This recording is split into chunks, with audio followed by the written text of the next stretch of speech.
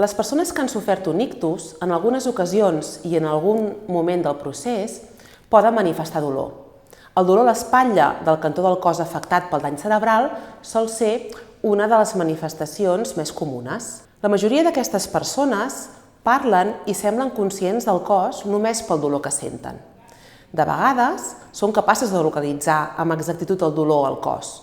Altres vegades, però, només l'identifiquen o en parlen de manera molt genèrica, ja que el dolor sembla ser percebut a tot arreu i en qualsevol moment.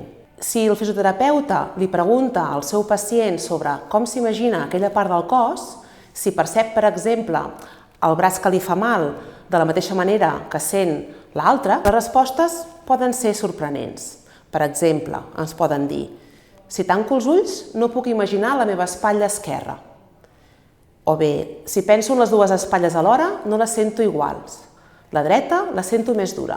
Aquestes paraules solen anar acompanyades d'alteracions en diferents accions quotidianes, com per exemple que aquesta persona pot xocar contra les portes amb el braç plègic en sortir o a l'entrar en una habitació. Altres situacions es poden produir quan, dormint sobre el mateix costat, el pacient pot trobar-se el braç darrere l'esquena, o bé li pot lliscar la mà de la cuixa mentre assegut parla amb una altra persona, o també quan va agafar un got sobre la taula utilitza només l'avenç del tronc sense posar-hi en joc l'espatlla i el colze, ho fa així.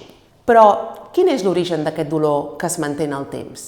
Segons la teoria neurocognitiva, el dolor persistent a l'espatlla no és una manifestació de dolor físic o inflamatori, com quan es pateix una distorsió o una inflamació. Aquest dolor ha d'interpretar-se com la manifestació mitjançant la qual el cervell, després de patir la lesió cerebral, expressa la incomoditat o el malestar que es poden derivar d'aquestes tres circumstàncies: de la interrupció per l'ictus de la correcta relació entre la ment i el cos, de la dificultat per dirigir l'atenció cap a la percepció corporal, en lloc de dirigir-la sempre cap al dolor, i de la incongruència que s'estableix entre les diferents informacions que el cos pot percebre.